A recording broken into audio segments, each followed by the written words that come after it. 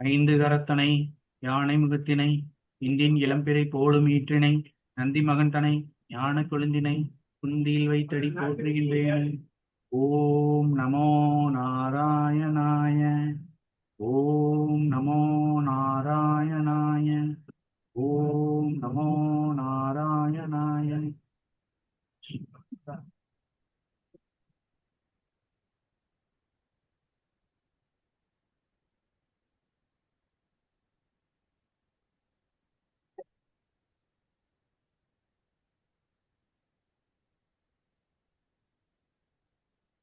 Right, class போலாம்.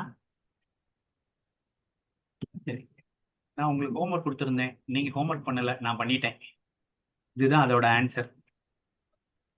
சரியா? 1/6/27. இன்னொன்னு வந்துட்டு எத்தனை மணி சார்?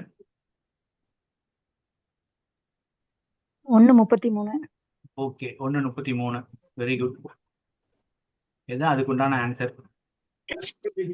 சரியா? நான் எழுதியிருக்கேன். நீங்க பின்னாடி என்ன பண்ணுங்க அப்படின்னா, நான் கரெக்டா தான் எழுதியிருக்கேனான்னு சரி பார்த்துக்கணும். ஓகேவா? சார் ஒரு சின்ன டவுட் சார். கேளுங்கம்மா. 6:59 மேசம் போட்டிருக்கீங்க. அப்ப 2 மணி நேரம் இருந்துன்னா 8:59 வருமா? 9:59 போட்டிருக்கீங்க ரிஷபத்துக்கு. நான் உங்களுக்கு பெரிய புத்திசாலின்னு நினைச்சேன். ஏங்க சூரியன் சொல்லுங்க வந்துட்டு சார். சூரியன் ஆக்சுவலா சூரியனோட டிகிரி வந்துட்டு 16 டிகிரில இல்லாம இருக்கு. ஆமாங்க சார். சூரியன் இருக்கக்கூடிய இடத்துல இருந்து தான் அதோட ஒளியை கணக்கிடணும். 16 ஆல்ரெடி தாண்டிருச்சு. சூரியன் இப்போ 1 டிகிரில இருக்கு அப்படின்னா அந்த இதோட ராசியோட மொத்த டிகிரியை நம்ம எடுத்துக்கிடணும்.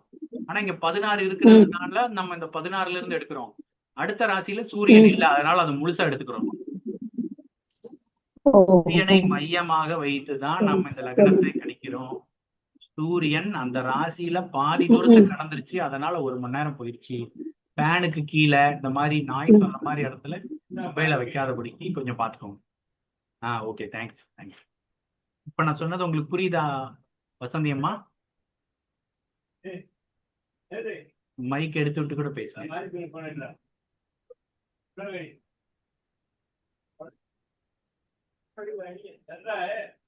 ஓகே, புரியுதுல வசந்தி அம்மா? புரியுதுல? இல்ல சார், எனக்கு டவுட் இருக்கு சார். என்ன டவுட்? இந்த 6 மேச ராசிக்கு 6:59 போட்டிருக்கீங்க. மேசத்தை கடக்கிறதுக்கு 6:59. சரிங்களா சார்? 6:59. ஆமா ஆமா. அப்ப ரிஷபத்துக்கு 2 மணி நேரம் தானே ஆகும். இப்ப 8:59 வரும். 9:59 போட்டிருக்கீங்களா கேட்கறேன். தப்பா போட்டேனா? ஆமாங்க சார், 9:59 போட்டிருக்கீங்க. ஆமா, தப்பு. பாரேன். Very good, super.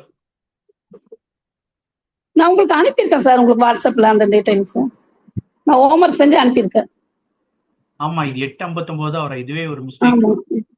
அப்ப 10 அப்படியே ஒவ்வொன்றும் 1 மணி நேரம் டிஃபரன்ஸ் வருங்களா சார்? 10:59. 10, அதுக்கு அடுத்து 12, 12, அதுக்கு அடுத்தது 2.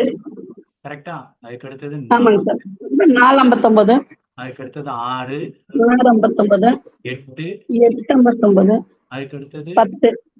ஆமா 10, அதுக்கு அடுத்தது 12. ஆமா 12:59. ரைட்டு. இப்ப நமக்கு வந்துட்டு 6:27க்கு தேவை. கரெக்டா?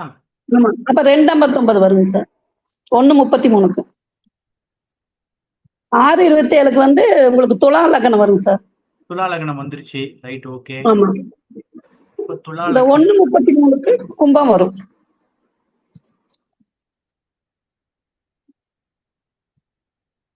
6:27க்கு துலா லக்னம் வருது. ஆமா, துலா லக்னம். சரி, அதுக்கு அடுத்தது 1:33க்கு கும்ப லக்னம் வரும். Right, okay, super. இந்த மாதிரி மிஸ்டேக்ஸ் எல்லாம் வர்றதுலாம் ஒரு சாதாரணமான விஷயம் தான். சரியா? யாரா இருந்தாலும் ஒரு இந்த மாதிரி வரத்தான் செய்யும். அதனால நீங்க அதெல்லாம் ஒரே பண்ணாதீங்க. யாரா இருந்தாலும் வருங்க சார். யாரா இருந்தாலும் வரும். சரியா? ஒரே பண்ணீங்க பண்ணிக்காதீங்க. இதை அப்படியே நீங்க எப்படினாலும் நம்ம பிராக்டிஸ் பண்ணிக்கிட்டே இருந்தோம்னா கரெக்ஷன் பண்ணிக்கலாம். நான் போட்டதெல்லாம் கரெக்டா இருக்கும் அப்படின்னு சொல்லி நான் வாட்டில விட்டுட்டேன். ஆனா வசந்தி அம்மா வெரி குட். Okay sir. வாழ்த்துக்கள் வசந்தி அம்மா. உங்களுக்கு சரி, தேங்க்யூ சார். அனுப்பிடுங்க. Very good. சரி, ரைட்டு. இப்போ பார்ப்போம். இது இன்னும் நிறைய இருக்கு, நம்ம நிறைய பார்க்க வேண்டியது இருக்கு. இது ஓரல் ஒரு ஐடியாவா வச்சுக்கோங்க. வச்சுட்டு நம்ம அதுக்கு அடுத்தது பார்க்கணும். பாருங்க, நம்ம இங்க சம் போட்டதெல்லாம் கரெக்ட். பட் ஆனா இங்க 8:59 போறதுக்கு மேல 9ன்னு போட்டேன். அப்படியே டோட்டலா மிஸ்டேக். சரியா? இந்த டைமிங் மட்டும்தான் வேற, மற்றபடி மிச்சதெல்லாம் கரெக்ட். ஓகே, கிளாஸ் போலாமா? சரிங்க. சரி, இன்னைக்கு கோச் அர்த்தம் போட்டுக்கோங்க. போலாம் சார்.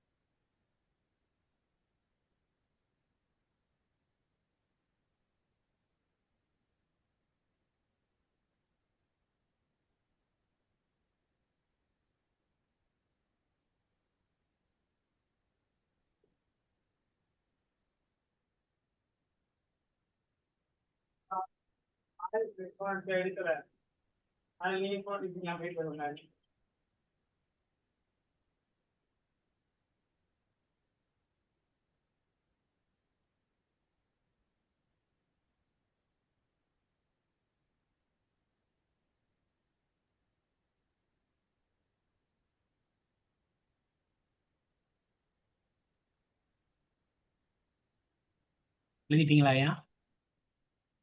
இதை வருதுங்க.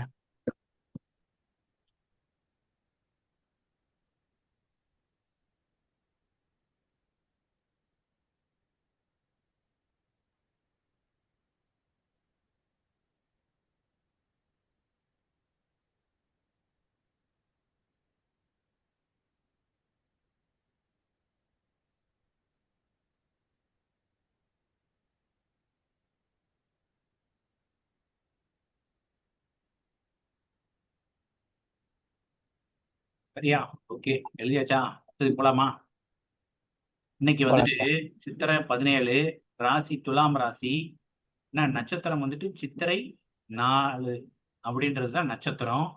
திதி வந்து சதுர்த்தசி, யோகம் சித்தி, கர்ணம் வந்து வணிசை கர்ணம், பட்சம் அப்படின்னு கொடுத்துருக்கேன். பட்சம்னா என்ன அப்படின்னா வளர்பிறையா தேய்பிறையா அப்படின்றத பட்சம் அப்படின்னு சொல்லுவாங்க. சரியா? இத சுக்லபட்சம் அப்படின்னு சொல்லி போட்டிருக்கேன். சுக்லபட்சம்னா வளர்பிறை அப்படின்னு அர்த்தம். ஓகே,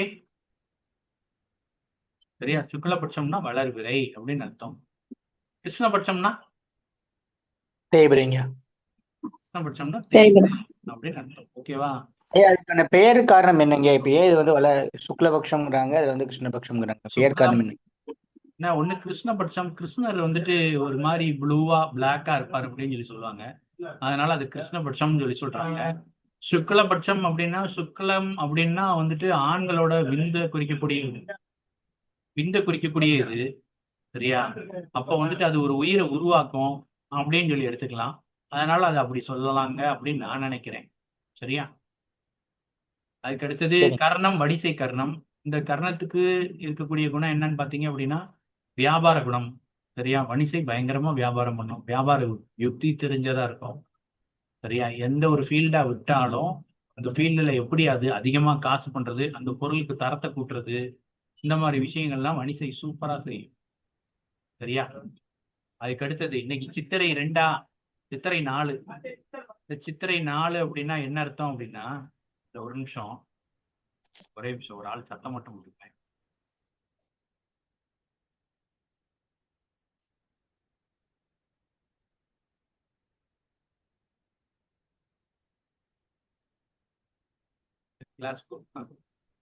சரியா? சித்திரை 4 ஆண் பெண் தாம்பத்திய, அதாவது ஆண் பெண் உறுப்பு அப்படின்னு அர்த்தம். சித்திரை நட்சத்திரம் எதை குறிக்கும் அப்படின்னா ஆண் பெண் உறுப்பை குறிக்கும். அப்ப தாம்பத்தியத்தை குறிக்கும் அப்படின்னு அர்த்தம்.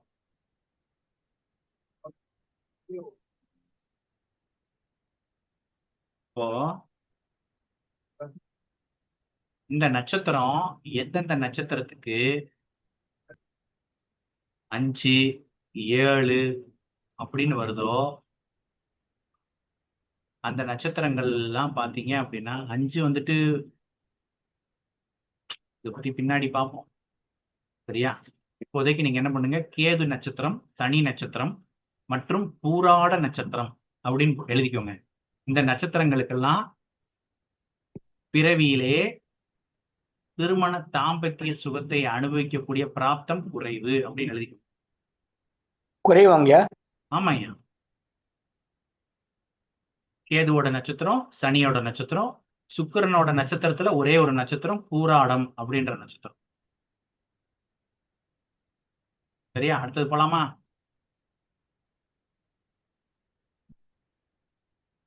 நேற்று கிரகங்களோட பார்வை பார்த்துக்கிட்டு இருந்தோம்.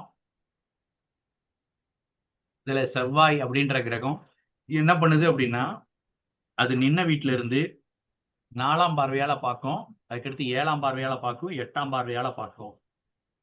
4ஆம் பார்வை என்பது 1, 2, 3, 4.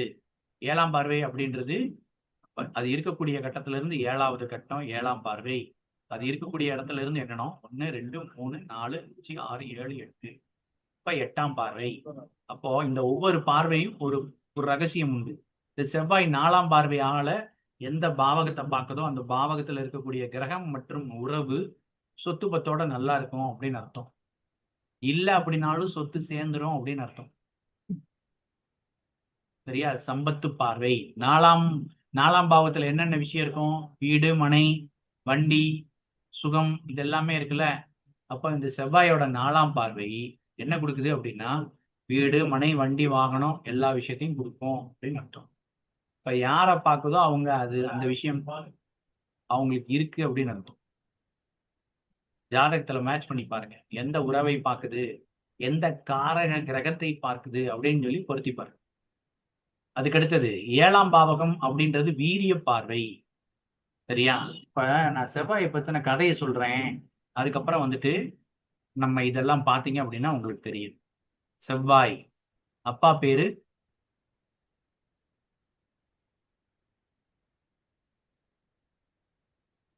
பரத்வாஜ் முனிவர் அப்படின்றவர் தான் இவரோட அப்பா. செவ்வாய் அப்படின்ற பகவான் எப்படி பிறக்கிறார் அப்படின்னு சொல்லி சொல்றாங்க அப்படின்னா,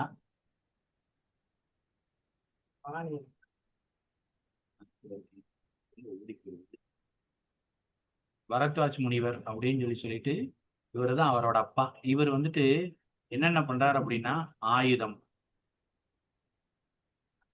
ஆயுதம் தயாரித்தல்.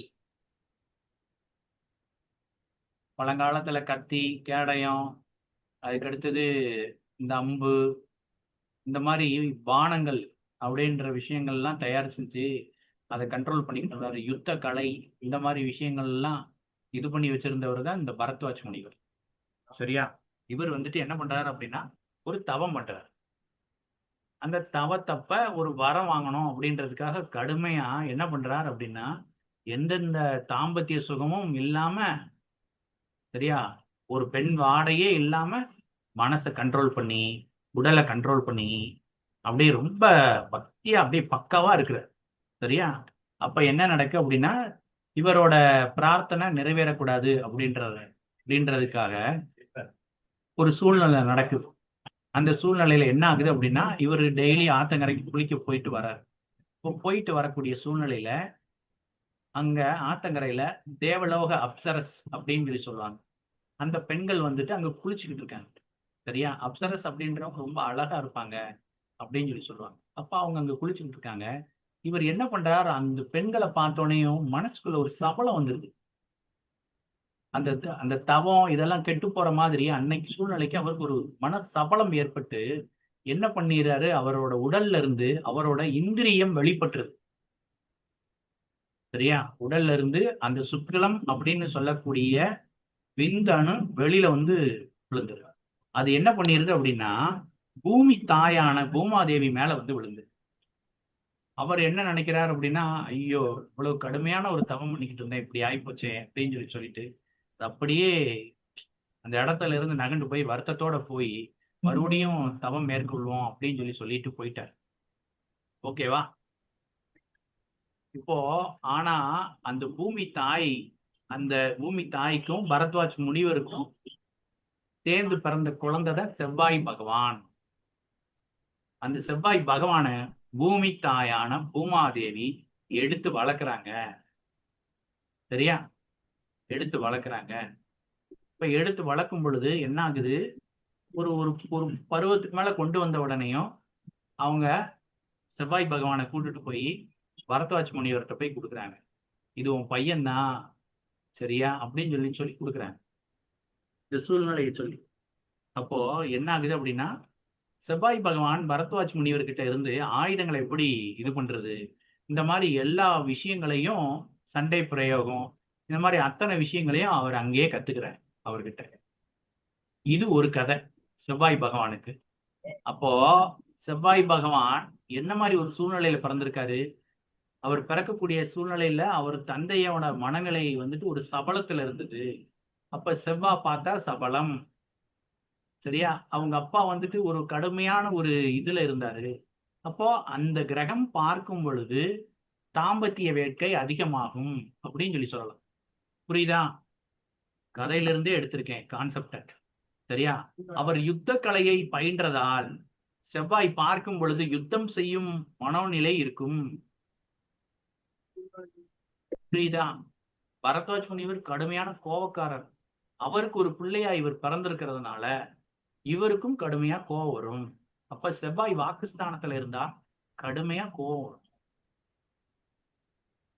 செவ்வாயே லக்ன அதிபதியாக இருந்தாலும் செவ்வாய்க்கு உண்டான வீரியம் அவங்க கிட்ட இருக்கும். சரியா? ஓகேவா? புரியுதா? ரைட். இது ஒரு கான்செப்ட். இது இல்லாம இந்த செவ்வாய் பகவான் இன்னொரு கதை சொல்றாங்க. உஜ்ஜயினி மாகாணத்துல வந்துட்டு என்ன நடக்கு அப்படின்னா, ஒரு மிக பெரிய அசுரன் கடுமையான தவம் புரிஞ்சு சிவபெருமான்கிட்ட ஒரு வரம் வாங்கியிருக்கான்.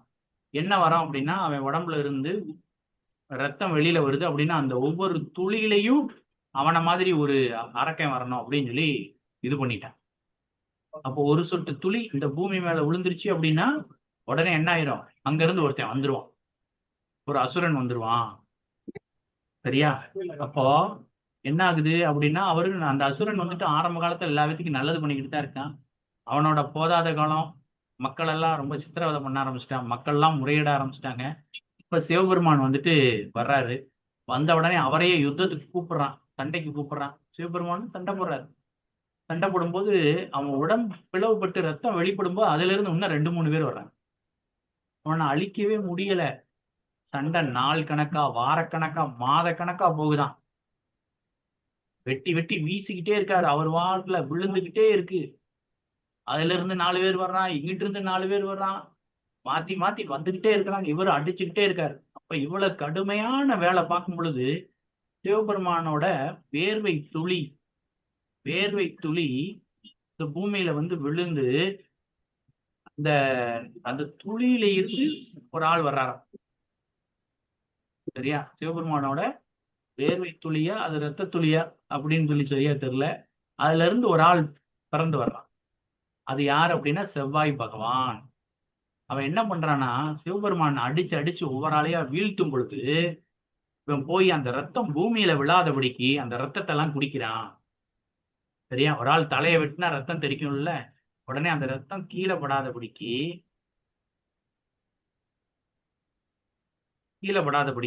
என்ன பண்ணிடுறான் அப்படின்னா இவன் போய் குடிக்கிறான். சரியா? இறுதியில அந்த அசுரனை சிவபெருமான் என்ன பண்றாரு, முடிச்சு விட்டுறாரு. சரி, இப்போ அந்த அரக்கனோட ரத்தம் மொத்தத்தை இவர் குடிச்சதுனால இந்த செவ்வாய் பகவானுக்கு அரக்க குணம் வந்தது அப்படின்னு சொல்லி சொல்றோம். சரியா? செவ்வாய்க்கு உதாரணமா இன்னொரு கிரகத்தை சொல்லுவாங்க, சாரி இன்னொரு தெய்வத்தை சொல்லுவாங்க. அது யாருன்னா முருகன். செவ்வாய்க்கு உதாரணமா முருகன் சொல்லுவாங்க. இந்த செவ்வாய் முருகன் கோச்சிட்டு மலை மேல ஏறி உட்காந்துக்கிட்டானா, அதே மாதிரி பாருங்க இந்த ஆட்டுக்குட்டி பாருங்க, ஏதாவதுன்னா வைக்கப்போர் மேல ஏறி இருக்கும், இல்ல வீட்டு சவர் மேல ஏறும், இல்ல மலை மேல ஏறும். சரியா? கான்செப்ட் புரியுதா?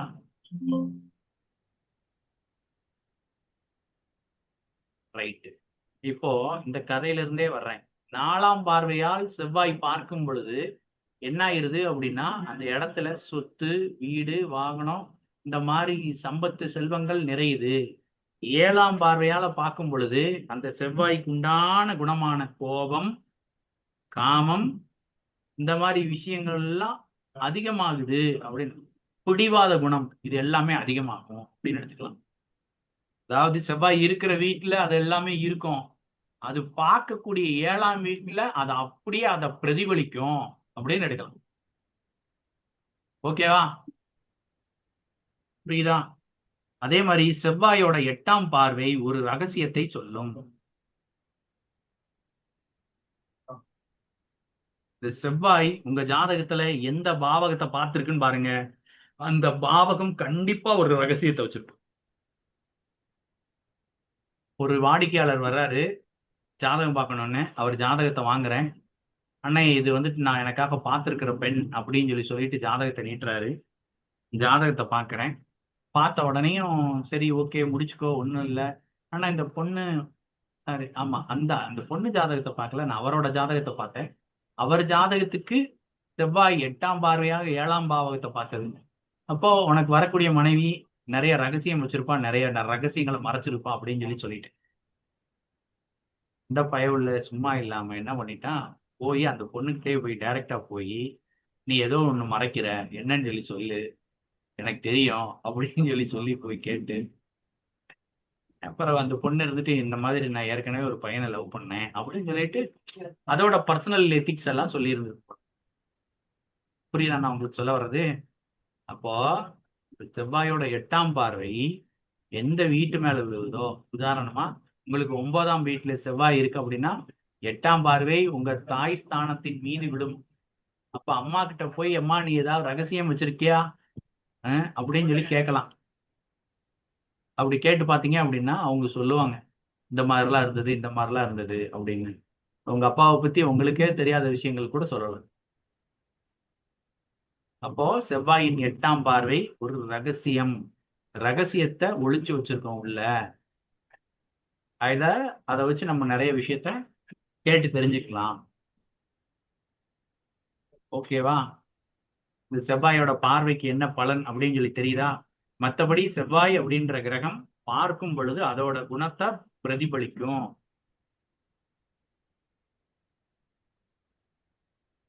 அதுக்கடுத்து குருவோட பார்வை.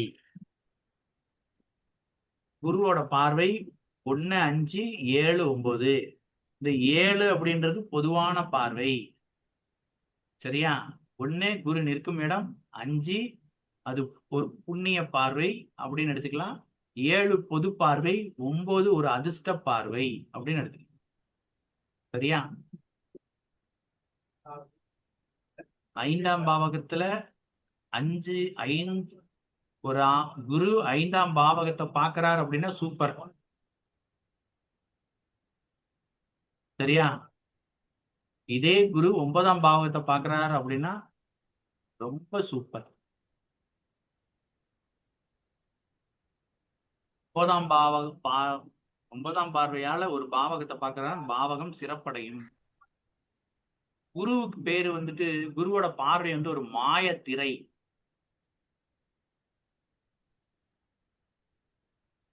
மாயத்திரை.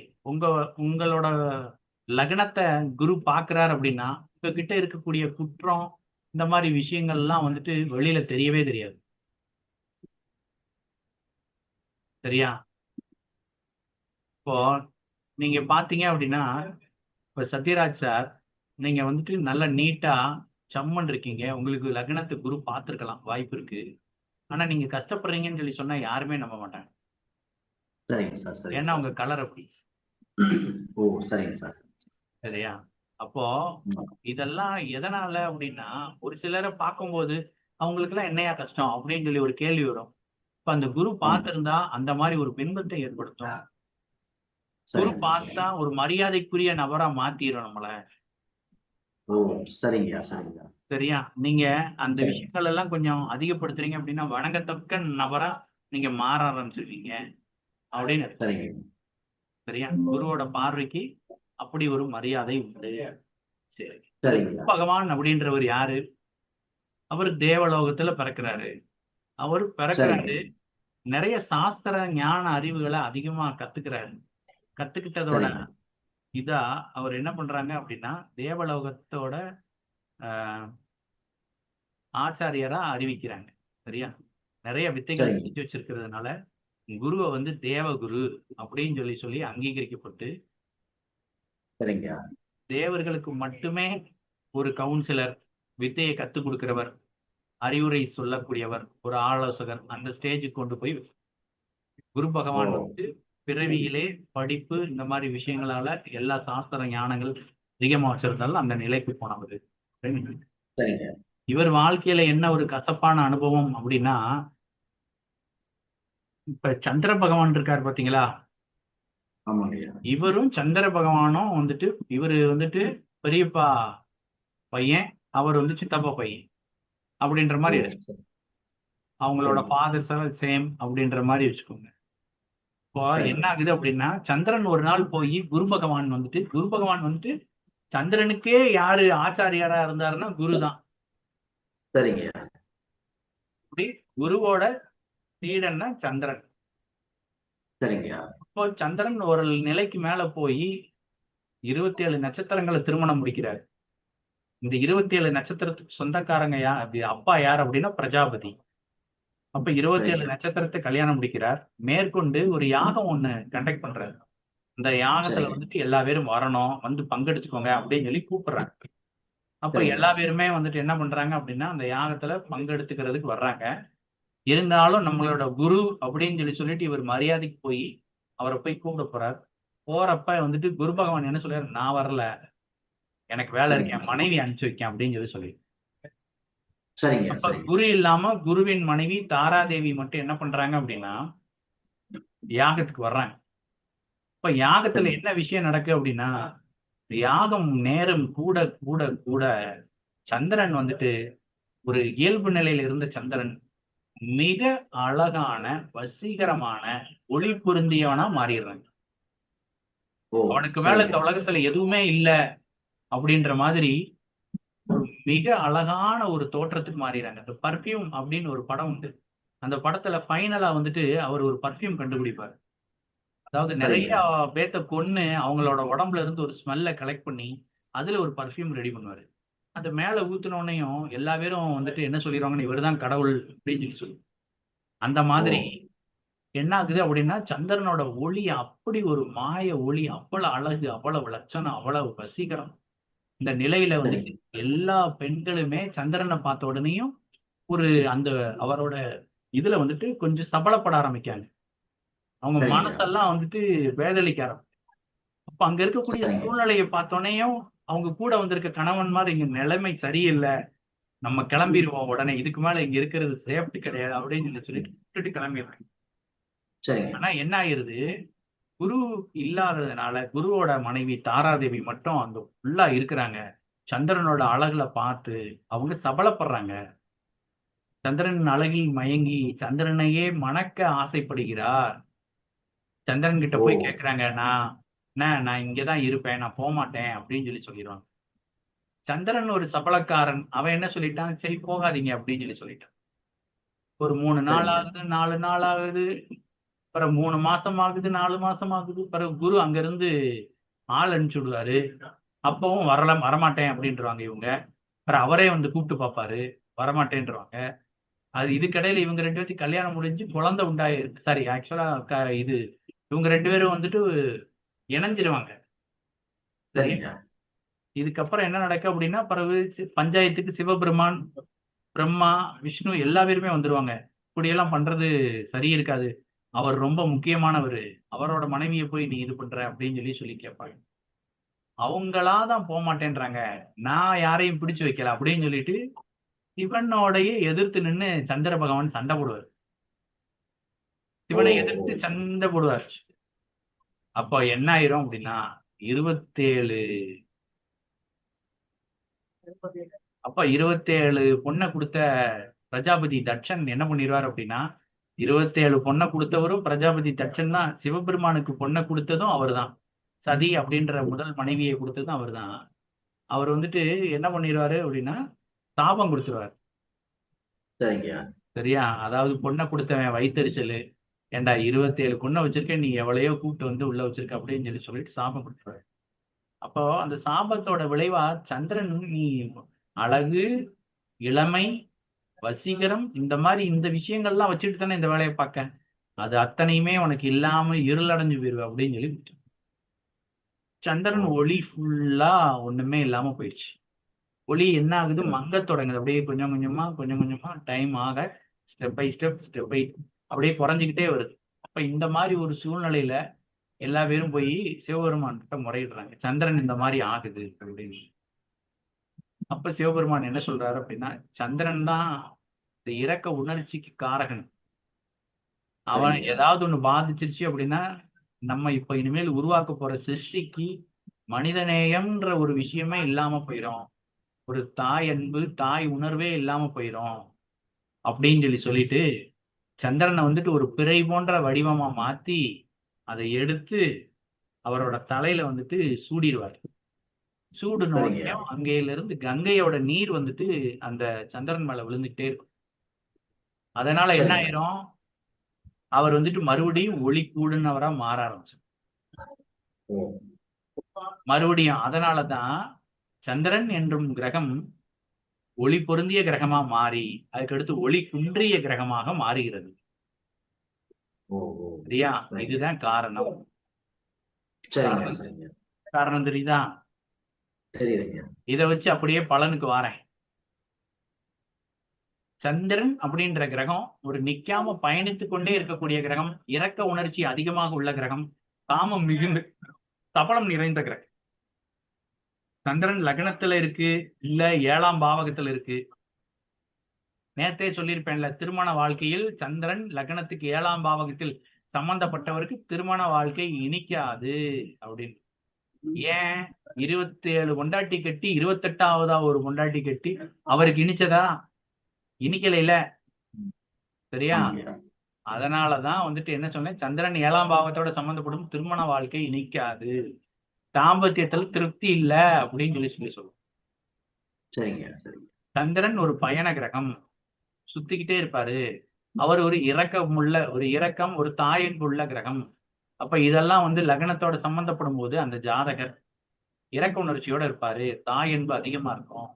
அப்போ சந்திரன் என்ன நினைச்சான், அவனை ஒரு ஒளி பொருந்தியவனா நினைச்சானா, வசீகரமானவன் அப்படின்னு நினைச்சானா, அப்ப லக்னத்துல சந்திரன் இருக்கிறவன் என்ன பண்ணுவான், அவனை ஒரு பேரழகனா நினைப்பான். சரிங்க. சரிங்க. உண்மையா இல்லையா? உண்மைதாங்க. செக் பண்ணி பாருங்க, நிறைய ஜாதகத்துக்கு மேட்ச் ஆகும். இதுக்கப்புறம் என்ன ஆகுது அப்படின்னா, தாராதேவி பிறகு வந்துட்டு அவங்க வந்துட்டு மறுபடியும் குரு கிட்ட போறாங்க. அப்போ சந்திரன் மூலமா பிறந்த குழந்தைய சந்திரன் கிட்டே கொடுத்துட்டு வந்துருமா அப்படின்னு சொல்லிடுவாரு. குழந்தைய மட்டும் கொடுத்துட்டு அவர் வந்துட்டு அந்த தாராதேவியை ஏத்துப்பார். சரியா? நல்ல காரி துப்புற மாதிரி இருக்கா கதை. இருந்தாலும் தெரிஞ்சுக்கோங்க, அதாவது எப்படி சொல்ற, தெய்வங்களையும் வந்துட்டு எதுவும் விட்டு வைக்கல அப்படின்னு நினைச்சுக்கோங்க. சரி, ரைட், ஓகே. இப்போ அதுக்கடுத்து என்ன ஆகுது, கொடுத்துட்டு வர சொல்லிடுவார். அந்த குழந்தைய 27 நட்சத்திரமும் வாங்கல. சரியா? அதுல 2 பேர் தான், ஒன்னு கிருத்திகை, இன்னொன்னு ரோகிணி. இந்த 2 நட்சத்திரம் மட்டும்தான் அந்த குழந்தைய வாங்கி வளர்த்தது. சரிங்க. அந்த குழந்தை தான் புதன். அதனால 27 நட்சத்திரத்துல கிருத்திகை ரோகிணி இந்த 2 நட்சத்திரத்தை தான் அவருக்கு ரொம்ப பிடிக்கும். அதனால சந்திரன் உச்ச வீட்டுக்கு போறாரு அப்படின்னு சொல்றோம்ல, ரிஷப வீட்டுலதான் உச்சமாவாருன்னு சொல்றோம்ல, அந்த வீட்டுலதான் இந்த 2 நட்சத்திரம் இருக்கும். அந்த 2 நட்சத்திரத்துக்கு மேல போகும்போது அவர் உச்சகட்ட பலனை செய்வாரு அப்படின்னு. சரிங்க. சரிங்க. ஓகேவா? ஓகேங்க. இதுதான் சந்திரனோட கதை.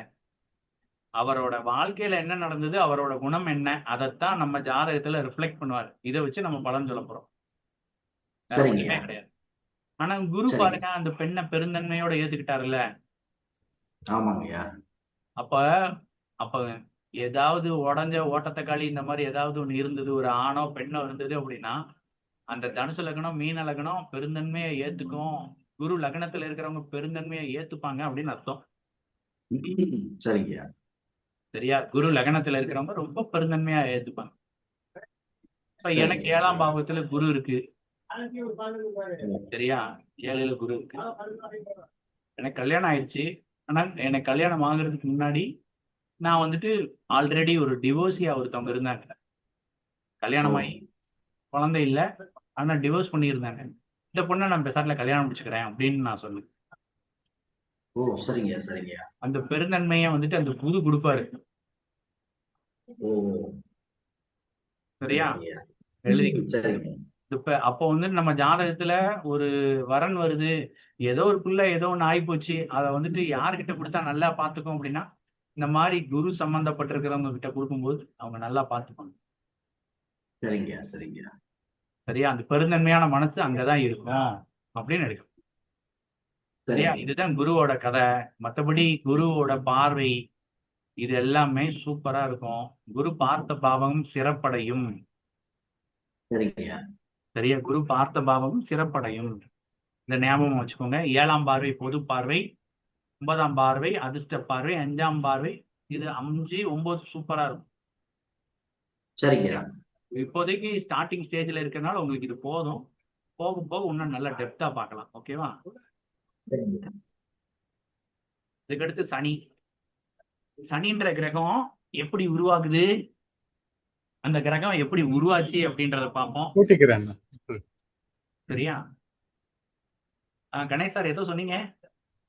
இல்ல இல்ல சாரி சார், வீட்ல ஓகே, நோ வந்தாங்க ப்ராப்ளம். ஒரு no sorry problem. Sorry sir, no மியூட்ல ப்ராப்ளம் சார். இருந்தேன். நம்ம ஆக்சுவலா எல்லா பேருமே கிளாஸ்ல உட்கார்ந்ததுக்கு அப்புறம் தான் எல்லா எல்லா பிரச்சனையும் ஆரம்பிக்குது. என்ன செய்ய? சரி, ரைட், ஓகே. இப்ப சூரிய பகவான் வந்துட்டு நம்ம சிருஷ்டிக்கே தந்தை. சூரியன் அப்படின்றவரு சிருஷ்டிக்கே தந்தை அப்படின்ற ஸ்தானத்துலதான் இருக்கிறார். அப்போ சரிங்க. முதல் கட்ட நிலையில வந்துட்டு சூரியன், சந்திரன், குரு இவங்க எல்லாம் பிறந்துடுறாங்க. சூரியன், சந்திரன், குரு இவங்க எல்லாம் பிறந்துடுறாங்க. அடுத்த கட்ட நிலையில தான் வந்துட்டு யார் வர்றா அப்படின்னா சனி, புதன், செவ்வாய் இவங்க எல்லாம் வர்றாங்க. சூரியன், சந்திரன், சரிங்க. குரு, அதுக்கு அடுத்தது சுக்கிரன் இவங்க எல்லாம் ஆரம்ப கட்டத்திலே உருவாகிறாங்க. சரியா? சரிங்க. இந்த சனி, புதன், அதுக்கு அடுத்தது வேற யார் சொன்னேன்? செவ்வாய். செவ்வாய். செவ்வாய் கிழமை. ரைட். இவங்க எல்லாம் வந்துட்டு கொஞ்சம் லேட்டரா வர்றாங்க அப்படின்ற மாதிரி கதையில வரும். சரி, இப்ப சூரியன் வந்துட்டு ஆரம்ப காலகட்டத்திலே பிறந்ததால ஒண்ணு. ரெண்டாவது, கரெக்டா காலையில டைம் ஆன உடனே சூரியன் உதிச்சிருக்கும். என்ன ஆனாலும் சரி சூரியன் கரெக்டா உதிச்சிருவார். சூரியன் ஒரு நாள் பொழுது உதிக்கவில்லை அப்படின்னா சிருஷ்டி வந்துட்டு இயங்கவே இயங்காது. பூமி இயங்கவே இயங்காது. பூமியில உள்ளவங்களும் இயங்கவே மாட்டோம். நல்லா பாருங்க, நல்லா மோடம் போட்டு இருக்கு அப்படின்னா நம்மளால வேலையே பார்க்கவே முடியாது. கொஞ்சம் வெயில் அடிச்ச உடனே இந்த உடம்பே கொஞ்சம் தெளிர்ச்சியா இருக்கும். நிறைய பனி பிரதேசத்துல மக்கள் வாழவே மாட்டாங்க. சரியா? இந்த வெயில் என்ன அடி அடிக்கு. இந்த வெயிலுக்கு வாழ்றவன் அந்த பனிக்கு வந்துட்டு வாழ மாட்டான். அலாஸ்கா இந்த மாதிரி இடத்துல எல்லாம் பாருங்க, மனுஷன் வந்துட்டு இது பண்ணவே மாட்டான். குறைவான நேரம் தான் அந்த சூரிய வெப்பம் அந்த இடத்துல இருக்கும். ரைட். இப்போ இந்த சூரியன் தான் சிருஷ்டிக்கு தந்தை அப்படின்ற நிலையில இருக்கிறாரு. சரியா? அவரு அனுதினமும் ஒரு நாள் பொழுது ஒரு பொழுது நேரத்தை கூட வீணாக்காம கரெக்டா உழைச்சுக்கிட்டே இருக்கிறாரு. கரெக்ட் தானே? அப்ப அவர் ரொம்ப நேர்மையா இருக்கிறாரு, கடமை தவறாம இருக்கிறாரு அப்படின்னு அர்த்தம். கண்டிப்பா. கரெக்டா? கரெக்ட். இப்ப இவர் வந்துட்டு சிவனும் நாராயணனும் என்ன பண்றாங்க அப்படின்னா அவங்களோட திரிசூலத்தையும் இவர் நாராயணன் அவரோட சக்கராயுதத்தையும் உருவாக்கணும் அப்படின்னு சொல்லிட்டு முயற்சி பண்றாங்க. அப்போ சூரிய பகவானாலதான் அதிகமான வெப்பம் இருந்தால் மட்டும்தான் அந்த மாதிரி ஆயுதங்களை உருவாக்க முடியும். அப்படின்றதுக்காக என்ன பண்றாங்க அப்படின்னா சூரியனை அதிகமான வெப்பநிலைக்கு வர சொல்றாங்க. அவரும் அந்த நிலைக்கு போயிட்டார். அப்போ ரைட், அந்த சமயங்கள்ல அவங்க அந்த ஆயுதத்தை சூரியன் வெப்பத்தை மையமா வச்சு அதை தயாரிச்சிருந்திருக்காங்க.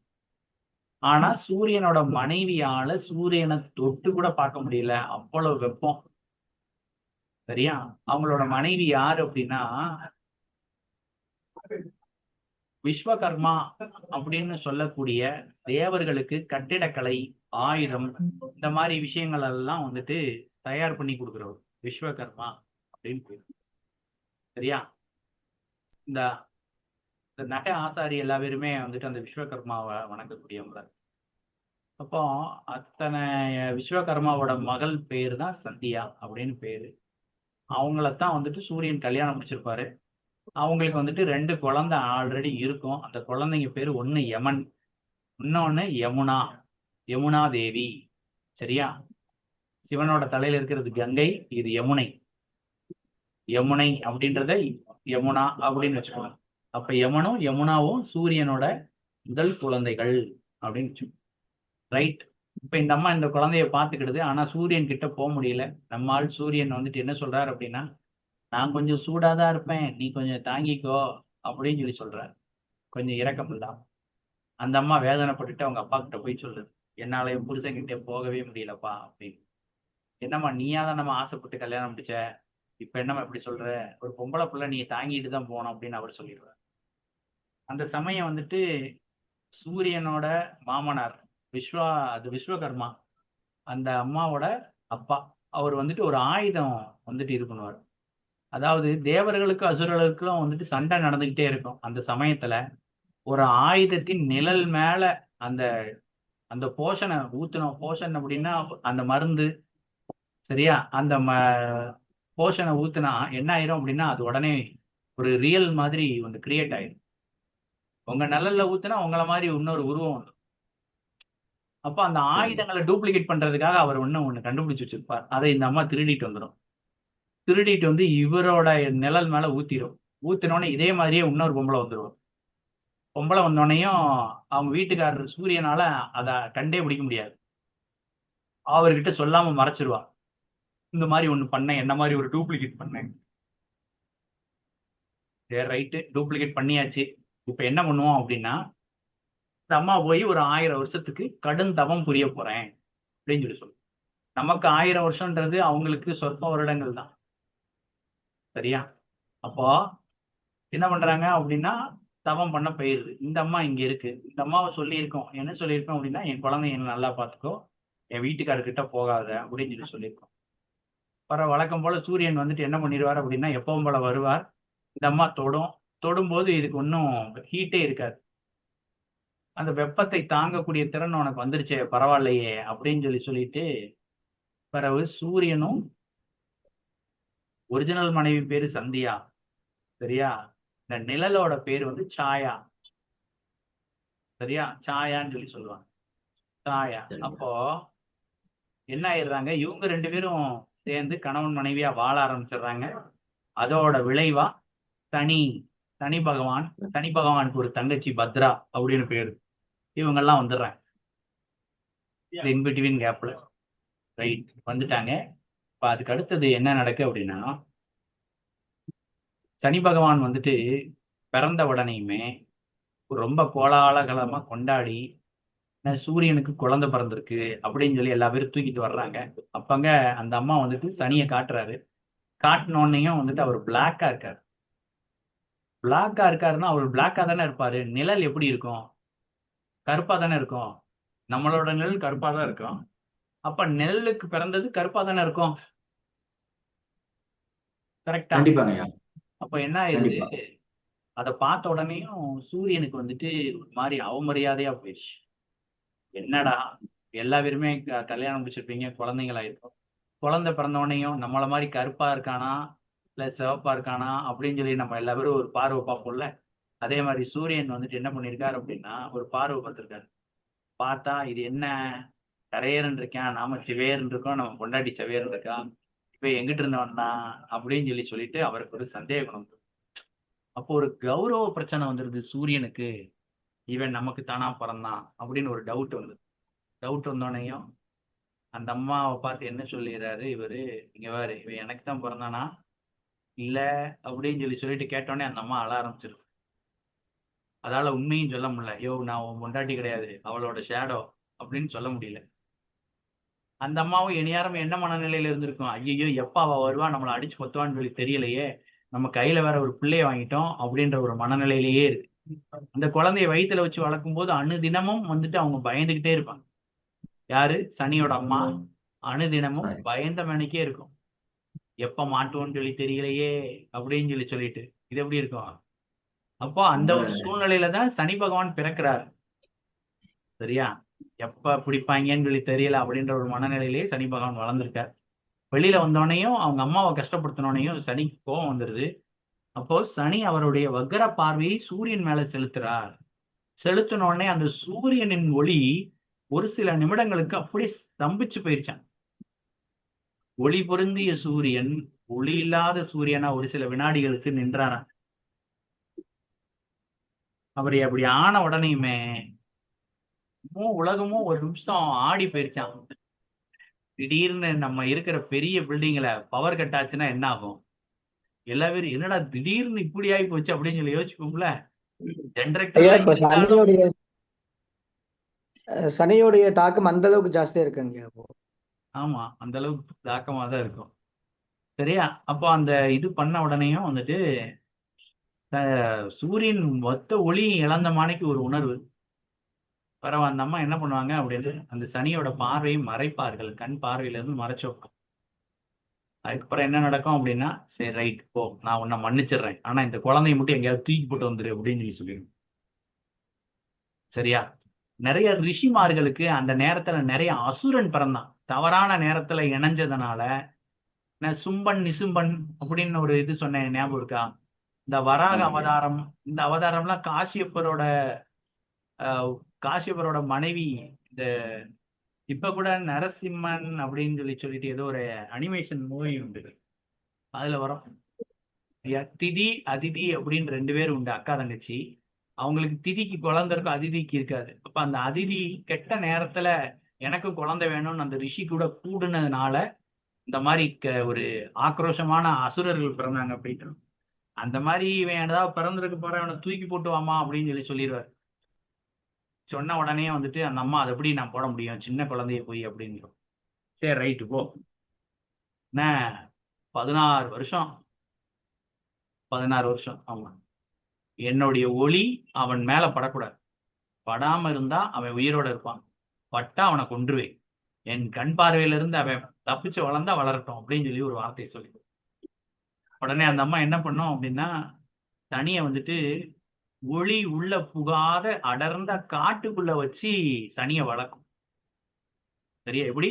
அடர்ந்த காடு, நம்ம ஊட்டி கொடைக்கானல் மாதிரி இருக்கக்கூடிய இடம் அப்படின்னு வச்சுக்கோங்க. நல்லா அடர்ந்த காடா இருக்கு, அந்த காட்டுக்குள்ள சூரிய ஒளியே வராது, அந்த மாதிரி இடத்துல வளர்க்குறாங்க அப்படின்னு வச்சுக்கோங்க. அப்படியே வளர்த்து 16 வருஷம் ஆயிருது. அதுக்கப்புறம் அவர் வெளியில வந்துருவாரு ஒரு நாள். அப்ப வந்துட்டு யமனுக்கு வந்து தெரிஞ்சிடும், இவன் இது நம்ம அம்மா கிடையாது அப்படின்னு சொல்லி தெரிஞ்சிடும். இன்பிட்வீன் இந்த குழந்தையை வளர்க்கும் பொழுது அவங்களோட அம்மா என்ன பண்ணுவாங்க அப்படின்னா, பகல்ல இங்கே டியூட்டி, நைட் டியூட்டி சனிக்கிட்ட. நைட்டு ஃபுல்லா சனி முழிச்சிருப்பாப்புல, பகல்ல தூங்குவாப்புல. அப்ப இவங்க அம்மா வந்துட்டு என்ன பண்ணிடுவாங்கன்னா, பகல் முழுக்க இங்க இருந்துட்டு நைட்டு ஃபுல்லா சனியோட டைம் ஸ்பெண்ட் பண்ணுவாங்க. வித்தியாசம் புரியுதா? பகல் ஃபுல்லா நம்ம கூட இருந்துட்டு குழந்தையோட அவங்க வந்துட்டு இரவு முழுக்க செலவழிக்கிற மாதிரி. சரியா? இரவுக்கு காரகன் சனி அப்படின்னு வரும், பகலுக்கு காரகன் சூரியன் அப்படின்னு வரும். சரியா? மலைகள் காடு அடர்ந்த காட்டுக்கு காரகன் சனி அப்படின்னு வரும், ஏன்னா காட்டுக்குள்ளதானே அவன் இருந்தான், அதனால. சரியா? கௌரவத்துக்கு காரகன் சூரியன் அப்படின்னு வரும். கௌரவ கொலையெல்லாம் நடக்குதுல, இந்த கிணத்துக்குள்ள தண்ணி எடுத்துட்டு வாமான்னு சொல்லி குப்புற தள்ளி விடுறாங்கல்ல, அதெல்லாம் யார் அப்படின்னா சூரியன் தான். கௌரவம் பார்க்கக்கூடியது. சரியா? கௌரவம் பார்க்கக்கூடிய கிரகம், பிரஸ்டீஜ் என்னடா ஆகுறது அப்படின்னு நினைக்கக்கூடிய கிரகம் சூரியன். சரியா? சனி வந்துட்டு அதுக்கு டைரக்ட் ஆப்போசிட். அந்த பிரஸ்டீஜ் கழுத குதிரை ஒண்ணுமே கிடையாது அவர். ஏன்னா அவரு ஸ்கிராட்ச்ல இருந்து தான் வளர்றாரு, அரண்மனையில வளரல அவரு. அவர் காட்டுக்குள்ள ஒரு சாதாரணமான ஆளா வளர்றாரு. கரெக்டா? சரி, இப்படியே வளர்ந்து ஒரு ஸ்டேஜ்ல என்ன ஆயிரும் அப்படின்னா தெரிஞ்சிடும், யமனுக்கு தெரிஞ்சிடும். வர யமன் சும்மா இல்லாம நீ எங்க அம்மாவே இல்லைன்னு சொல்லிட்டு காலில் விரல போய் எத்தி போடுவேன் அவங்க அம்மாவை. யாரு? சின்னம்மாவை எத்தி போடுவேன். எத்தி போட்ட உடனே அந்த அம்மா சாபம் கொடுத்துரும், கால் அழுகி போட்டணும், எம்மன் கால் அழுகி போகும். சரி, அதுக்கப்புறம் வந்துட்டு இங்கிட்டு அவங்க அம்மா வந்துட்டு கோவப்பட்டு என்ன பண்ணிடும், எமன் என்ன பண்ணிடுவேன் அப்படின்னா, என் காலை இப்படி பண்ணிடுச்சு அப்படின்னு சொல்லிட்டு ஒரு கதையை வச்சு அங்க போய் அவ காலை உடச்சுப்படும், சனி காலை. சனி அதனால முடவன் அப்படின்னு ஒரு வார்த்தை சொல்லுவாங்க. கால் ஒரு பக்கமா உடஞ்சிருக்கும் சனிக்கு. அப்ப ஊனமானவங்க சனி தான் குறிப்பார். சரியா? ஸ்பெஷல் சைல்ட வந்துட்டு சனி தான் குறிப்பார். ஓகேவா? இப்போ அதுக்கு அடுத்தது என்ன நடக்கு, அப்புறம் இவங்க எல்லாம் மொத்தமா போய் சிவபெருமான்கிட்ட பஞ்சாயத்துக்கு போவாங்க. அதுக்கப்புறம் நடந்தது சொல்லுவாங்க. அப்ப என் பொண்டாட்டி ஒரிஜினல் பொண்டாட்டி எங்கடா அப்படின்னு சொல்லி கேட்டோடனே அவங்க பூமியில குதிரை வடிவத்துல இது பண்ணிக்கிட்டு இருக்காங்க, தவம் இருக்கிறாங்க அப்படின்னு சொல்லி சொன்னோடனையும் இவரு சூரியன் நானும் குதிரை வடிவத்துல போய் நானும் தவம் இருக்க போறேன்னு சொல்லி போய் அங்க போய் இருந்து 2 பேரும் கூடி அதுக்கப்புறம் அதுக்கு அஸ்வினி தேவர்கள் பிறந்தாங்க அப்படின்னு ஒரு வார்த்தைக்கு ஒரு கதை சொல்லுவாங்க. சரியா? இதுதான் சனியோட கதை. இப்ப சூரியன்னா கௌரவம் அப்படின்னு அர்த்தம். சூரியன்னா கடமை தவறாதவன், அரசாங்கம், நிர்வாகம் அப்படின்னு எடுத்துக்கலாம். சனி அப்படின்னா அப்ப ஊழியம் பண்றது. சரியா? மனக்குழப்பம். சரியா? மனச்சங்கடம். சனி தனிமையில இருக்கும்போது நிறைய மனக்குழப்பத்துல இருந்திருப்பார்ல. அம்மா மட்டும்தான் தெரியும், அப்பா தெரியாதுல்ல. சரிதானே? நேற்று பாடம் நடத்தும்போது சொன்னேன்ல, சனியும் சூரியனும் சேர்ந்திருந்தா அவங்களுக்கு அப்பாவுக்கும் பையனுக்கும் ஆகாதுன்னு சொல்லி சொன்னேன், ஞாபகம் இருக்கா? அதுக்கு ஆமா. இதுதான் காரணம். இந்த கதையில 2 பேத்துக்கும் சேராது, அப்ப இந்த 2 கிரகம் சேர்ந்திருந்தா அது அவங்களுக்கு ஆகாது அப்படின்னு சொல்லி சொல்லணும். சரியா? சனினா அடர்ந்த காடு, மனநோய், சிற்றின்பம். சரியா? தனிமையில 16 வயசு வரை அந்த காட்டுக்குள்ள இருந்திருக்கு அப்படின்னா அந்த குழந்தை தனிமையில இருக்கும்போது சிற்றின்பம் செஞ்சிருக்கு, அதனால சிற்றின்பத்துக்கு காரகன் அப்படின்னு சொல்லி சொல்றாங்க. சரியா? எப்பவுமே A to Z தெரிஞ்சு வச்சுக்கணும். அப்பதான் ஒரு ஆளை பார்த்த உடனே ஜாதகத்தை பார்த்து ஓட்ட உடசல கண்டுபிடிக்கணும். என்ன இப்படி இருக்கு அப்படி இருக்கு அப்படின்னு சொல்லி பார்த்தோம் அப்படின்னா இன்னும் நம்ம எல்லாத்தையுமே தெரிஞ்சு வச்சுக்கணும்.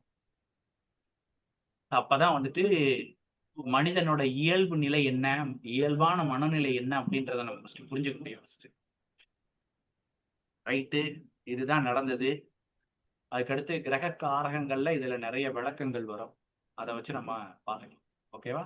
அப்போ சனினா என்ன அப்படின்னா ஸ்லோ. சரியா?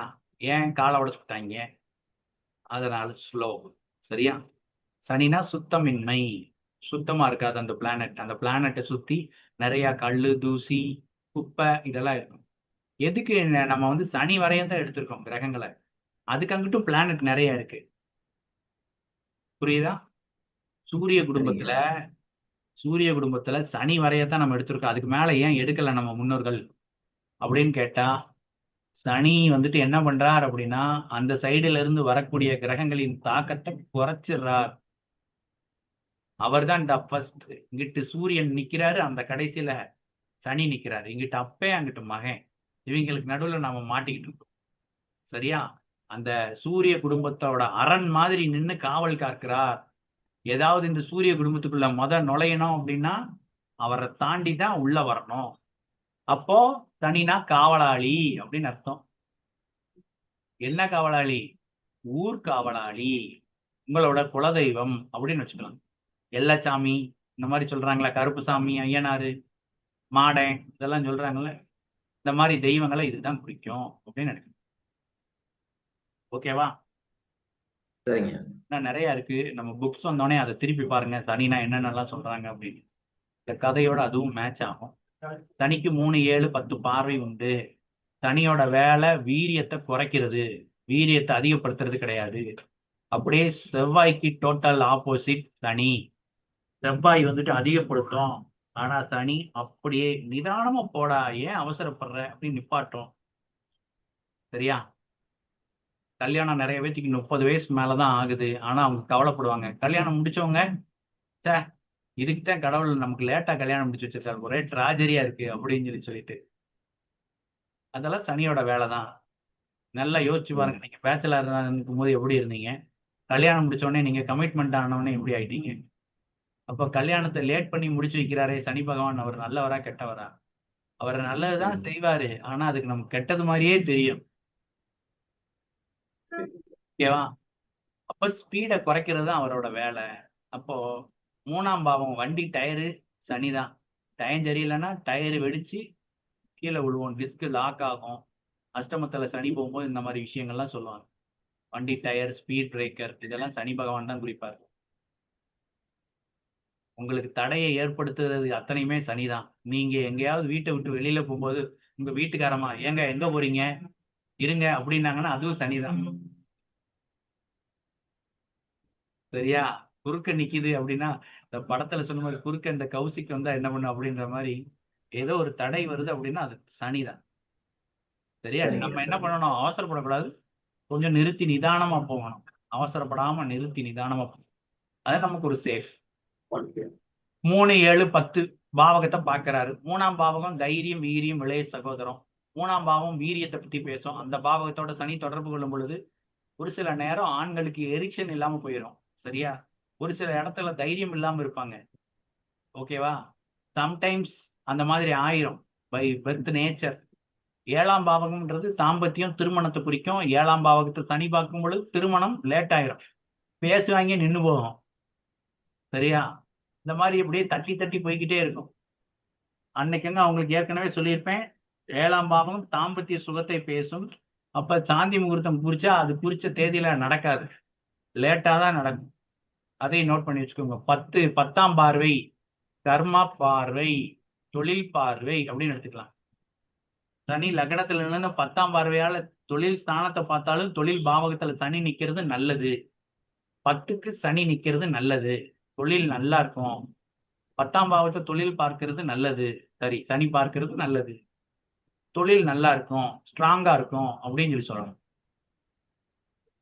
சரியா? இப்ப தொழில்னா என்ன? நம்ம காலையில இருந்து சாயந்தரம் வரை நாய்படாத பாடு படுறதுதான் தொழில். உண்மையா இல்லையா?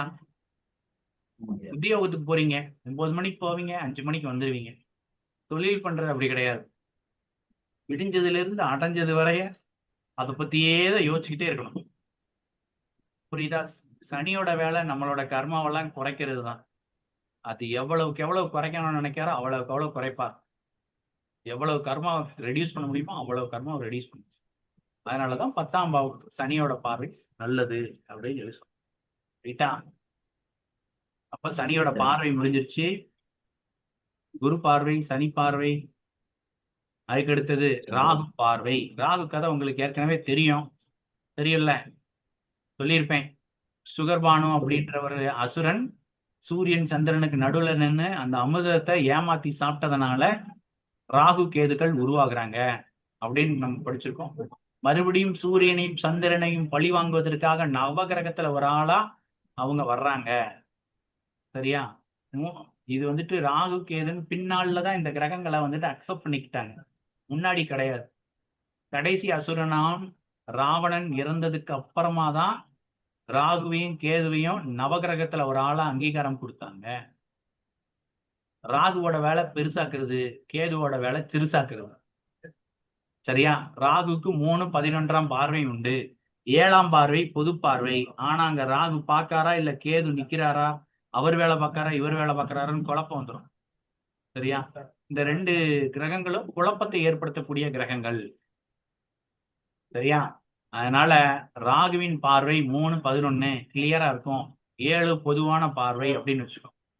இப்ப இந்த 3-11ன்ற சிறப்பு பார்வையால ராகு எங்க பாக்குறாரோ அந்த பாவக உறவு பெருசா இருப்பாங்க. உருவத்துல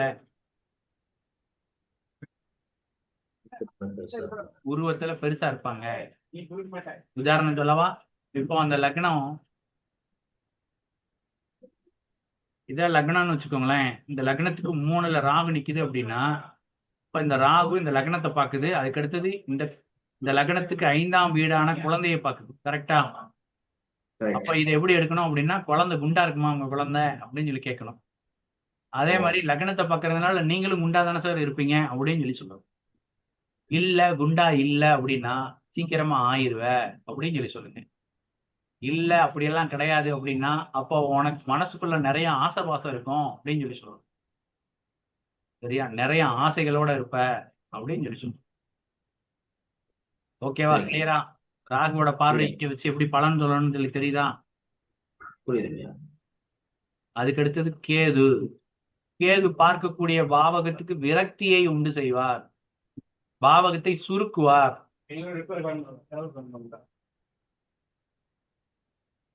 கேதுவோட பார்வை எந்த பாவகத்துல படுதோ அந்த பாவகத்தோட இதை வந்து சுருக்குவார் அப்படின்னு அர்த்தம். ராகு கேதுக்கள் ஒரு ஜாதகத்தில்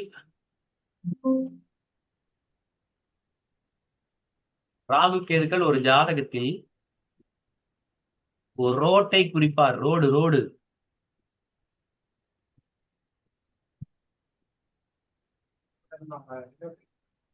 அவர் என்ன திசையில இருக்கிறாரோ அந்த திசையில தான் ரோடு இருக்கும், அந்த இடத்துலதான் நீங்க இருப்பீங்க.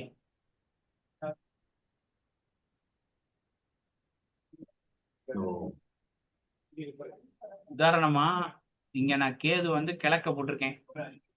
சரியா, கிழக்க இருக்குது கேது. ராகு வந்துட்டு அப்ப அதுக்கு நேரா போடுவேன். அப்ப மேற்கு இருக்கும். அப்ப என்ன கேட்பேன் அப்படின்னா, கிழமேற்கு, கிழக்கு மேற்கா ஒரு ரோடு போகும், அதுக்கு பக்கத்துல தானப்பா வீடு அப்படின்னு சொல்லி கேட்பேன்.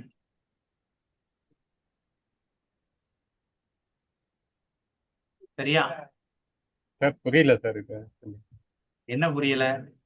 இல்ல இந்த ஜாதகத்துல இல்ல கிழக்குன்றது எப்படி சொன்னீங்க சார்? எப்படி சொன்னேன்? அது கிழக்குல. கிழக்கு ராசியில தானே நிக்குது. தனுசு ராசி கிழக்கு ராசி தானே. ஓ சரிங்க சார், அப்படியே இருக்கு. ஆஹ் அதனால இப்ப கிழக்கு மேற்கு ரோடுல தானப்பா நீ இருக்க அப்படின்னு சொல்லி கேளுங்க, கரெக்டா இருக்கும். அதே மாதிரி குரு வந்துட்டு வாசலை குறிப்பார். குரு என்ன திசையில இருக்காரோ அந்த திசையில தான் உங்களுக்கு வாசல் இருக்கும்.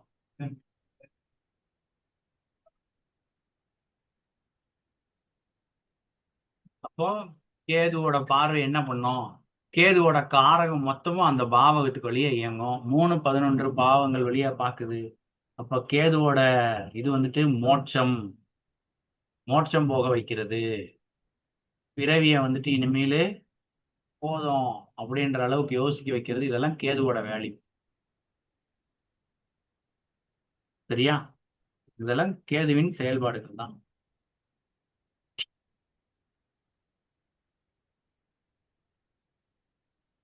அடுத்து போலாமா? அடுத்தது போலாங்கய்யா.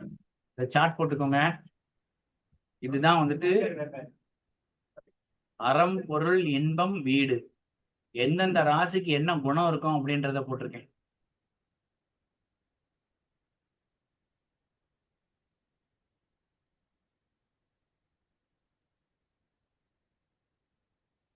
அறம்னா தர்மம், பொருள்னா கர்மம், இன்பம்னா காமம்.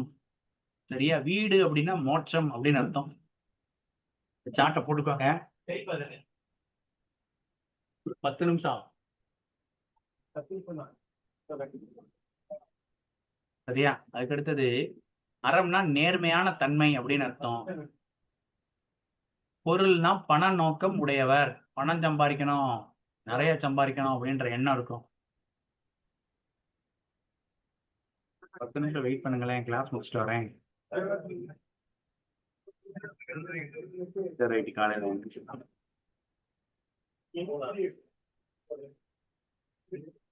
இன்பம்னா மோகம் உடையவர், எல்லா சகல இன்பத்தையும் அனுபவிக்கணும்னு நினைப்பார்.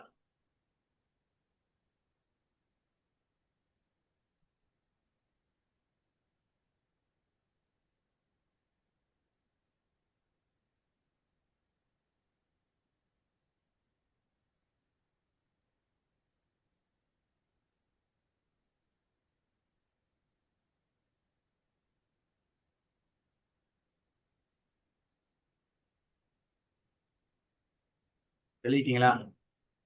கான்செப்ட் ஆஃப் டீடைல் மட்டும் எழுதிக்கோங்க. அப்புறம் வீடியோல கூட பார்த்து எழுதிக்கோங்க, இன்னும் நிறைய இருக்கு.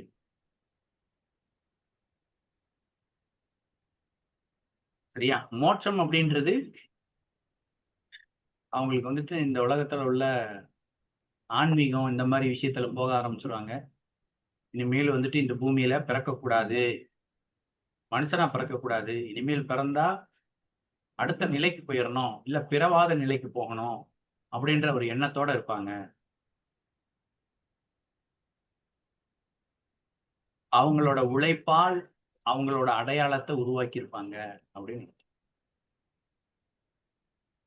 அவங்களோட சொந்த உழைப்பால் ஒரு அடையாளத்தை உருவாக்கி இருப்பாங்க, இல்ல உருவாக்கிக்கிட்டு இருப்பாங்க அப்படின்னு அர்த்தம்.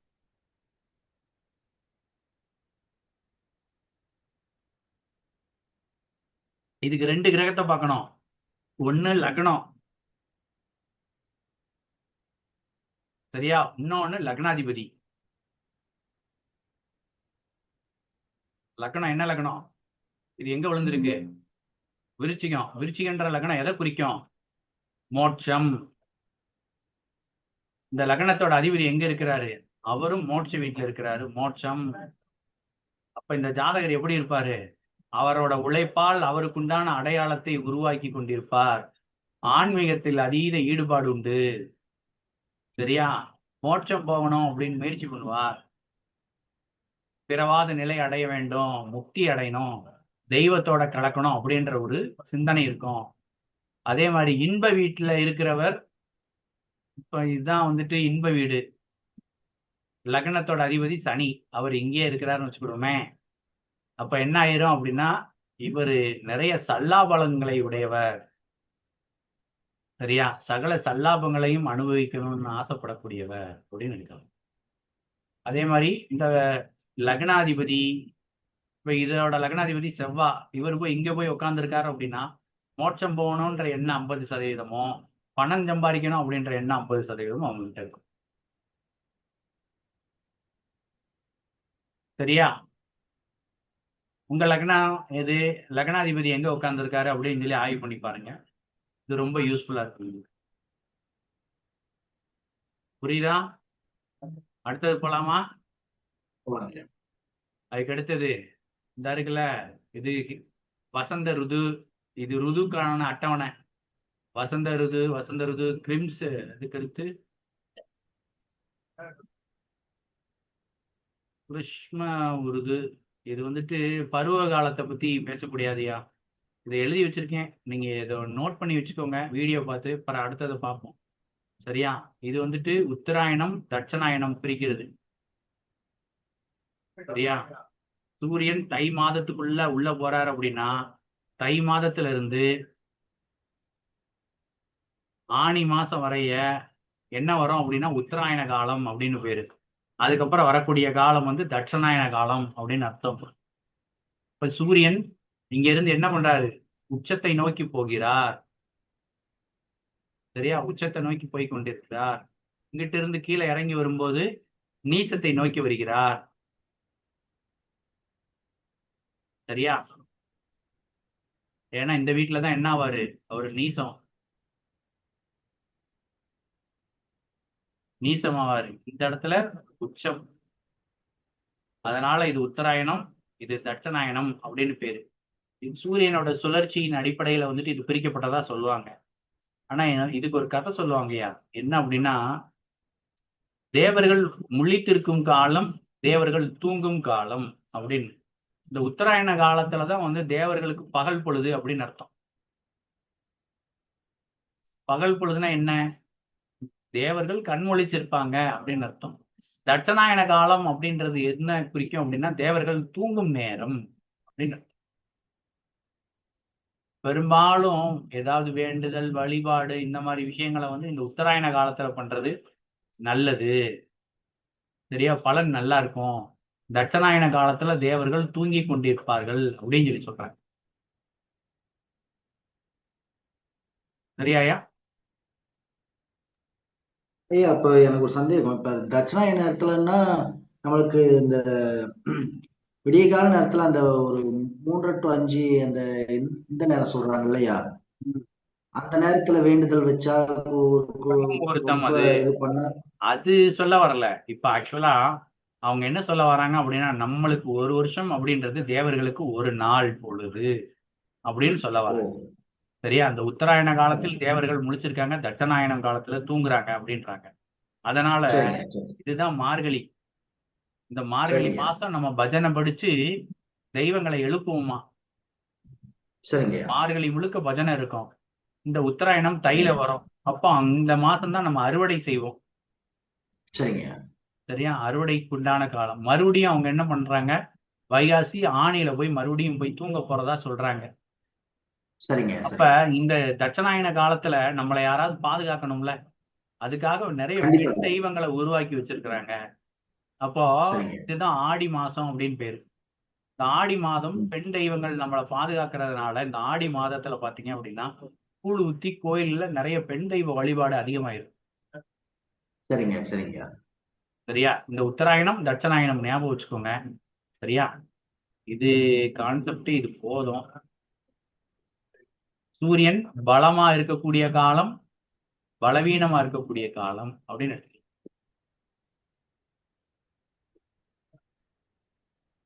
அடுத்தது பௌர்ணமி அமாவாசை. பௌர்ணமினா என்ன, அமாவாசைனா என்ன? சரியா? ஞாபகம் வச்சுக்கோங்க. பௌர்ணமி அப்படின்றது சூரியன் சந்திரன் விலகி இருப்பது. எப்படி? இது 1 இது 7. சரியா? இது பேர் தான் பௌர்ணமி. சூரியன் இருக்கும் பாகையிலிருந்து 180 பாகை. எத்தனை பாகை? 180 பாகை. சந்திரன் விலகி இருக்கும் காலத்துல பௌர்ணமி உண்டாகும் அப்படின்னு அர்த்தம். இப்ப இந்த சூரியனோட டிகிரி எத்தனை? 13. கரெக்டா? ஆமாங்கய்யா. இந்த சூரியனை சந்திரன், இப்ப சூரியன் 1 டிகிரில இருக்காரு. இந்த 180வது பாகை அப்படின்னு சொல்லி சொல்றாங்கல்ல, இது 180வது பாகை வரணும்னு கஷ்டம் கிடையாது. 168வது பாகைக்குள்ள நுழைஞ்ச உடனேயுமே என்ன ஆயிரும் அப்படின்னா பௌர்ணமி வந்துடும். ஓ சரியா? ஏன் அப்படின்னா இன்னும் 69, 70, அதுக்கு அடுத்தது 70 to 80 அப்படின்றது பாருங்க, கனெக்ட் பண்ணி பாருங்க. கிட்டத்தட்ட 12 பாகை ஆமாங்கய்யா. அட்வான்ஸா இயங்கும் போதே வந்துட்டு என்ன ஆயிரும் அப்படின்னா பௌர்ணமி வந்துடும். அப்போ இப்போதைக்கு உங்களுக்கு பேசிக்கா அந்த டிகிரி எல்லாம் சொல்லி கொடுக்க மாட்டாங்க. என்ன, சூரியன் நிக்கிற ராசிக்கு 7வது ராசியா சந்திரன் என்ன பௌர்ணமி அப்படின்னு ஞாபகம் வச்சுக்கோங்க. நான் டிகிரி வைஸ் சொல்லி கொடுத்துருக்கேன். அவர் நிக்கக்கூடிய டிகிரிக்கு 180 டிகிரி, அது வர்றதுக்கு 12 டிகிரி முன்னாடியே வந்துட்டு இந்த பௌர்ணமி ஆரம்பிச்சிடும் அப்படின்னு சொல்லி சொல்றோம். இன்னைக்கு நைட் பௌர்ணமி ஆரம்பிக்குதுல்ல, ஆமாங்க. அதுக்கு அடுத்தது அமாவாசை. அமாவாசைனா சூரியனும் சந்திரனும் இணைந்து இருப்பது. அப்ப சூரியனை நோக்கி, சூரியன் என்னும் தந்தை, இந்த தந்தையை நோக்கி தாய் வந்து போறாங்க. அப்போ போகும் பொழுது என்ன ஆகுது அப்படின்னா சூரியன் நிற்கக்கூடிய டிகிரிக்கு 12 டிகிரிக்கு முன்னாடியே அவங்க என்ன ஆகுறாங்க, கிட்ட நெருங்க நெருங்க ஒளி இழக்கிறது. அமாவாசை வந்துடும் 12 டிகிரிக்கு முன்னாடியே. ஓ சூரியனோட டிகிரியை கடந்த உடனேயுமே அமாவாசை விலகிரும். அப்ப எப்பவுமே அது வந்துட்டு வர்றதுக்கு முன்னாடிதான் அதுக்கு வேல்யூ. தொற்றுச்சு அப்படின்னா தொட்டுட்டு போகுது அப்படின்னு தான் அர்த்தம், மாறிடுது அப்படின்னு அர்த்தம். இங்க பாருங்க, தெளிவா சொல்றேன். மீன ராசியோட கடைசி பாகையில சந்திரன் நிக்கிறான் 30 டிகிரி. சூரியன் வந்துட்டு மேச ராசியோட 12 டிகிரியில நிக்கிறான். அப்போ இந்த மீன ராசியோட கடைசி டிகிரியை டச் பண்ணி மேச ராசிக்குள்ள டக்குன்னு நுழையும் போது வருது பாத்தீங்களா, அப்பவே என்ன ஆயிரும் அப்படின்னா அமாவாசை ஆரம்பிச்சிடும். சரிங்க. ஒரு சில நேரம் இந்த சூரியன் இந்த ராசியில 29 டிகிரியில நிற்பான். ஆனா அதே ராசியில சந்திரனானவன் 1 டிகிரியில நிற்பான். அப்ப அமாவாசை வராது. சரியா? 2 பேரும் ஏக ராசியில நின்னாலும் அமாவாசை வராது ஒரு சில நேரம். அதுக்கு காரணம் என்ன அப்படின்னா இந்த தொலைவு தான். இது 29, இது 1. அப்ப சூரியனை சந்திரன் 12 பாகைக்குள் நெருங்கும் பொழுது, சரியா, இதுதான் என் கை, நான் தொடர தூரத்துல இருக்கணும், அதுதான் 12 டிகிரி. இந்த கையத்தான் 12 டிகிரின்னு சொல்றேன். அப்ப சந்திரன் என்னும் தாய் சூரியனை இப்படி 12 டிகிரி தூரத்துல டச் பண்ணிட்டா அப்படின்னா தொட்டுட்டான்னு அர்த்தம். தொட்டுருச்சு அப்படின்னா அமாவாசை. சரிங்க. ஓகேவா? பௌர்ணமினா என்ன, அமாவாசைன்னா என்னன்னு தெரிஞ்சதா? புரியுது. இதன் அடிப்படையில் தான் திதி வருது. தாய் தந்தையின் கர்மாவின் அடிப்படையில் ஜாதகருக்கு ஒரு திதியில பிறக்குறாங்க. அந்த திதிக்கு ஏத்த மாதிரி அவங்களுக்கு கர்மாவும் இருக்கும். ஒவ்வொரு திதிக்கும் ஒவ்வொரு விதமான கர்மா சொல்லப்படுது. உதாரணமா சப்தமி திதியில ஒரு ஆள் பிறக்கிறான் அப்படின்னா கூட பிறந்த சகோதர சகோதரிகளுக்கு சொத்து கொடுக்காம இருந்தவனே சப்தமி திதியில பிறப்பான். இதுல யாராவது சப்தமியில இருந்தீங்க அப்படின்னா முற்பிறவில நீங்க அந்த மாதிரி ஒரு கணக்கு வச்சிருக்கீங்க அப்படின்னு அர்த்தம். இந்த பிறவிலேயே அதை பெண்டிங்கா போட்டுறாதீங்க, என்னத்தையாவது கொடுத்து சரி கட்டிடுங்க. சரியா? அந்த மாதிரிலாம் இருக்கு. இத பாகை வாரியா சூரியன் சந்திரனோட நகர்வை வச்சு இன்ன திதி ஓடுது இன்ன திதி ஓடுது அப்படின்னு நம்ம பிரிக்கலாம். ஆனா நான் நடத்திடுவேன், உங்களால அதை அப்சர்வ் பண்றதுக்கு உங்களுக்கு ரொம்ப கஷ்டமா இருக்கும். புரியுதுங்க. சரியா? எப்படினாலும் சொல்லித்தரேன், கொஞ்சம் கொஞ்சமா சொல்லு. இப்ப பௌர்ணமினா என்ன, அமாவாசைனா என்னன்னு சொல்லி தெரிஞ்சிருச்சுல. ஒரே ராசியில இருந்த அமாவாசை 1க்கு 7 இருந்தா பௌர்ணமி. அது புரிஞ்சிருச்சுல்ல? சரிங்க, புரியுதுங்க. அதுக்கு அடுத்தது வளர்பிறை தேய்பிறை. சரியா? சூரியன் நிற்கக்கூடிய ராசியில் இருந்து சந்திரனானவர் 2, 3, 4, 5, 6 ஆகிய ராசிகளில் நிற்கும் பொழுது வளர்பிறை.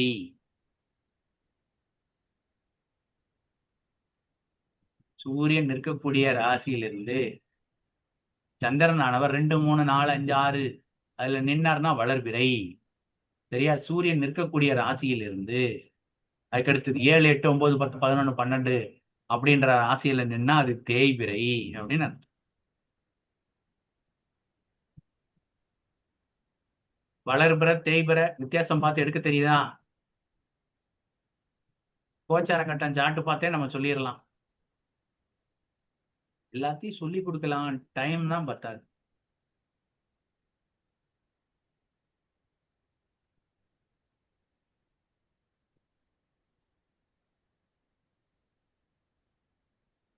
எழுதிக்கிட்டீங்களா?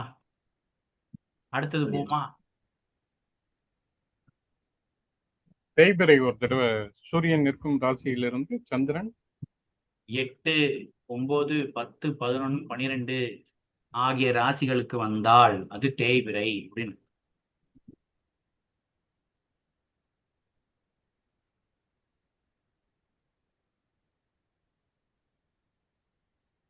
Okay sir. ஓகேவா? அதாவது ஒவ்வொரு 12 பாகையும் ஒரு திதியை குறிக்கும். மொத்தம் எத்தனை டிகிரி இருக்கு?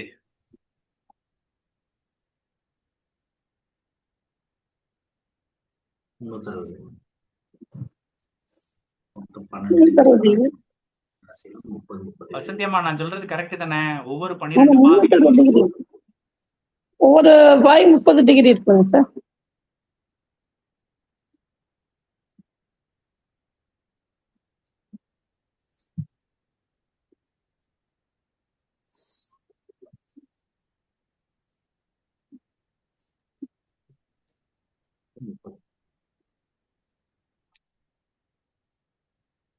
சரி.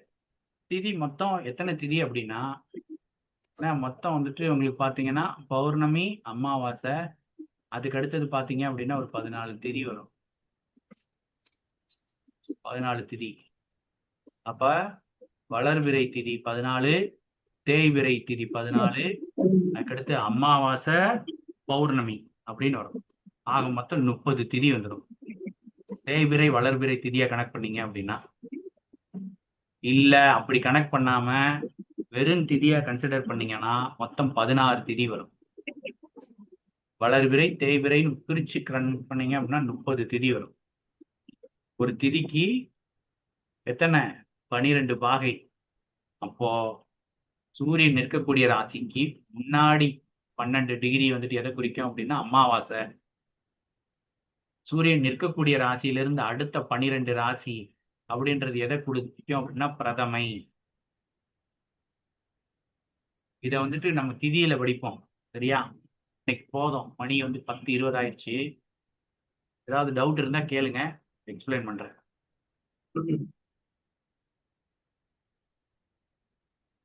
சரி, இன்னைக்கு டவுட்டே இல்லை போல. அப்ப ரைட், ஓகே. சார் கேட்கலாமா சார்? கேளுங்க. குருவுக்கு வந்து 1, 5, 7, 9 பார்வைன்னு போட்டிருந்தீங்க.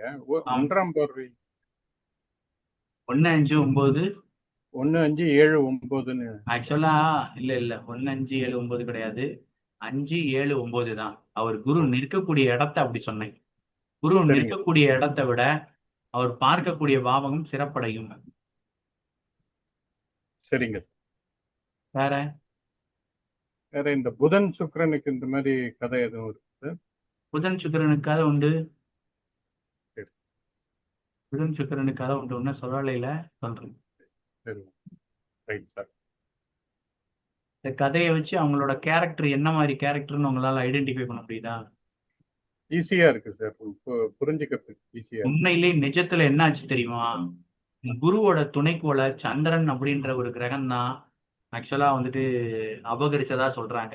பிளானட்ல கொஞ்ச நாளைக்கு முன்னாடி கிரகங்கள்லாம் உருவாகக்கூடிய சூழ்நிலையில குருவோட துணைக்கோள் என்ன பண்ணுது அப்படின்னா குரு கிட்ட இருந்து பிரிஞ்சு வந்து சந்திரனோட சேர்ந்துருச்சு அப்படின்னு சொல்லி சொல்றாங்க. அவங்களோட நிலா இருக்குதுல்ல, ஆமா. பூமிக்கு நிலா. அதே மாதிரி சந்திரனுக்கு குருவுக்கு ஒரு துணைக்கோள் இருந்திருக்கு. அந்த துணைக்கோள் என்ன ஆயிருக்கு அப்படின்னா நாளடைவுல அப்படியே குரு கிட்ட இருந்து விலகி வந்து சந்திரனோட உண்மையிலேயே சேர்ந்துருச்சான். ஆ. சேர்ந்துதான் வந்து சுத்திக்கிட்டு இருக்கான். சயின்டிபிக்கா சொல்றாங்க, அறிவியல் பூர்வம். நம்மால அந்த கதையை சொல்லி வச்சிருக்கான்.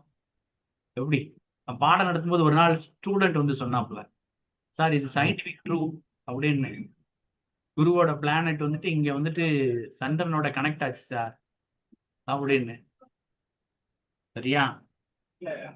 இந்த ஸ்டோரிய நல்லா படிக்கணும். இந்த ஸ்டோரிய திரும்ப திரும்ப படிச்சுட்டா அவன் கேரக்டரைசேஷன் என்னன்னு நம்மளால சர்ச் பண்ண முடியும். அதை வச்சு நம்ம பலன் சொல்லணும். சரியா? இப்பவே ஒரு ஆளோட குணத்தை சொல்லணும் அப்படின்னா அந்த கதையை வச்சு சொல்லிடலாம். புரியுது ஓகேவா? புரியுது. வேற ஏதாவது கொஸ்டின்ஸ்? சார் அந்த புக் எப்ப அனுப்புறீங்க சார்? புக்கு வாங்கி வச்சுட்டேன்மா. இங்க பாருங்க, உங்களுக்கு கொரியர் கவர் எல்லாம் ரெடி பண்ணி வச்சுட்டேன். பஞ்சாங்கம் ஆனா வந்துட்டு இல்ல அப்படின்னு சொல்லிட்டாங்க. சரிங்க சார். அதனால வந்துட்டு இன்னைக்கு என்கிட்ட ஒர்க் பண்ற ஓ ஸ்டாஃப் இல்ல. சரிங்க. அதனால அது கொஞ்சம் இது பண்ண முடியாம போச்சு. சரியா? நாளைக்கு எப்படியும் காலையில பஞ்சாங்கம் வாங்கிடுவேன். வாங்கின உடனே உங்களுக்கு வந்துட்டு அப்படியே வச்சு சரிங்க சார். சரிங்க. ஓகே. வேற? ரொம்ப தேங்க்ஸ் சார். ரொம்ப தேங்க்ஸ் சார். ஓகே ஓகே, பரவாயில்ல. இதெல்லாம் புரியுதா? சார் அப்ப புரியுது சார். இந்த புரியுது. பாகையோட மண்டைக்குள்ள கொண்டு போனோம். என்ன புரியுது சார்? அப்ப சூரியனை ஐயா இப்ப இந்த வளர்பிறை தேய்பிறை சொன்னீங்க இல்லையா, இதுலதான் இந்த வளர்பிறை சந்திரன் தேய்பிறை சந்திரன்ற இதுல வருங்களா வேற இதுலங்கய்யா வரும்? இதுலதான் இது வச்சுதான் சொல்றாங்க வளர்பிறை சந்திரன் இது, தேய்பிறை சந்திரன் இது அப்படின்றாங்க. அது எப்படிங்க? எனக்கு வளர்பிறை சந்திரன்னா இதுல சந்திரன் எங்க சூரியன் இருக்கா உட்கார்ந்து இங்க? இங்க பாருங்க, சூரியன் இங்க இருக்காரா? சூரியன் நிற்கக்கூடிய ராசியில் சேர்ந்து நின்னா என்ன சொல்லியிருக்கோம்? அமாவாசைன்னு சொல்லியிருக்கோம். ஆமாங்கய்யா. அமாவாசை அடுத்து வந்துட்டாலே வளர்பிறை தான். ஆமா சரிங்கய்யா. அப்படியே வளர்பிறை 2ல இருந்தா வளர்பிறை, அதுக்கடுத்து 3ல இருந்தா வளர்பிறை, 4ல இருந்தா வளர்பிறை, 5ல இருந்தா வளர்பிறை, 6ல இருந்தா வளர்பிறை, 7க்கு போகும்போது பௌர்ணமி ஆயிப்போம். ஓ சரிங்கய்யா சரிங்கய்யா. அப்ப பௌர்ணமி வந்துருச்சுன்னா நம்மால் சாபம் வாங்கின நாள். அதுக்கப்புறம் சாபம் வாங்கிறாரு. அதுக்கப்புறம் தேய்பிறை 8க்கு வந்துடுறாரு. தேய்பிறை 9, 10, 11, 12 தேய்பிறை. அதுக்கப்புறம் அதோட உச்சகட்டம் சூரியன் கிட்ட போனோடனே அமாவாசை. சூரியன்னா யாரு? சிவன். சிவன் கிட்ட சந்திரன் போகும்போது எப்படி போனாரு? ஒளி இல்லாத நிலையில் போனார். சிவபெருமான் என்ன பண்ணார்? வாடா அப்படின்னு சொல்லிட்டு மண்டை மேல வச்சு தீர்த்தம் கொடுத்தார். அதுக்கப்புறம் என்ன ஆகி போச்சு? ஒளி வந்துருச்சு. அப்ப சிவன் கிட்ட இருந்து அப்படியே கொஞ்சம் கொஞ்சமா விலகிறார் விலகிறார் விலகிறார் விலகிறார் விலகிறார், அப்படியே போய்கிட்டே இருக்காரு. அப்ப நேர் எதிரில் வரும்போது அவர் ஒளி பொருந்தியவரா வர்றார். இப்ப சிவனை எதிர்த்து நிற்கும் பொழுது அந்த சந்திரன் ஒளி பொருந்திய சந்திரனா இருந்தா. அதுக்கடுத்து நான் சாபம் வாங்கின உடனே என்ன ஆயிரு? ஒளி பொருந்திய சந்திரனா இருக்கும் போதுதான் சாபம் வாங்கினான். சாபம் வாங்குறான். சாபம் சந்திரனோட வேல்யூ குறையுது. 8, 9, 10, 11, 12 குறைஞ்சிக்கிட்டே வருது. சிவன் கிட்ட வந்துட்டான். அதான் கான்செப்ட். சரியா? வேற வேற ஏதாவது சார் இந்த கணேஷ் சார் அஷ்டமத்து சனின்னு சொல்றோம்ல சார். இப்போ இங்க இந்த ஜாதகத்தை பாருங்க. கோச்சாரம் இன்னைக்கு கோச்சாரம். சூரியன் இங்க இருக்கிறாரு, சந்திரன் இங்க இருக்கிறாரு. சூரியனோட டிகிரி எத்தனை? 16. சந்திரனோட டிகிரி எத்தனை? 4. அப்போ 16க்கும் 4க்கும் எவ்வளவு வித்தியாசம்? 16ல 4 கழிங்க. 12. வந்துருச்சா? கரெக்டா வந்துருச்சா? இப்ப வந்துட்டு அமாவாசை இனிமே இப்ப ஆரம்பிச்சிருச்சு. பௌர்ணமி சார். சரி, பௌர்ணமி ஆரம்பிச்சிருச்சு. புரியுது. சரியா? சூரியனும் 16, சந்திரனும் 16, அப்படின்னா 180 டிகிரி வரும். சூரியன் நிற்கக்கூடிய பாகையும் 16, சந்திரன் நிற்கக்கூடிய பாகை 2 நேருக்கு நேரம் நிக்கணும் 180 டிகிரி. அப்ப பௌர்ணமியை விட்டு விலகிறாருன்னு அர்த்தம். சரியா? 180 அப்படின்னா அதுக்கு முன்னாடி வரக்கூடிய 12 தான் இந்த மாதிரி இருக்கும். இதை கொஞ்சம் ஆய்வு பண்ணி பாருங்க. நம்மளோட திதி கிளாஸ்ல வந்துட்டு அதை பத்தி எக்ஸ்பிளைன். அஷ்டமத்து சனி எப்படி சார்? அவர் வாட்டுல இருந்துட்டு போறாருங்க எங்கேயாவது. அவர் ரொம்ப போக்கஸ் பண்ணாதீங்க. நம்ம கரெக்டா இருக்கணும். ஃபர்ஸ்ட் சனிக்கிழமை போங்க, விநாயகருக்கு அருகம்புல் மாலை சாத்துங்க. 2 சரியா? அவர் வந்துட்டு ரொம்ப டேஞ்சரான ஆளு.